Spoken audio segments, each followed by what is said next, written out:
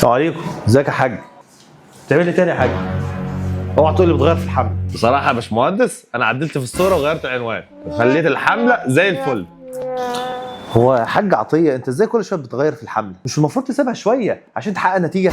ما فيها يا باشمهندس، ما هي لو ما جابتش نتائج من أول يوم أنا هغيرها على طول طبعا، مش هخليها تقعد هي. بص يا حاج، هو الاعلام مش بيشتغل بالثواني، دي خريطه كامله وفيها مراحل. من الاخر كده يا حاج عطيه ما تحكمش على الحمله بتاعتك قبل اسبوع، ومن الاخر كده برضو لو عايزه تجيب اعلى زخم اصبر عليها 3 اسابيع. يعني كده يا باشمهندس بقطع عليها الطريق وهي لسه بتقول يا هادي؟ بالظبط، وكل يوم هتفضل تعيده من الاول.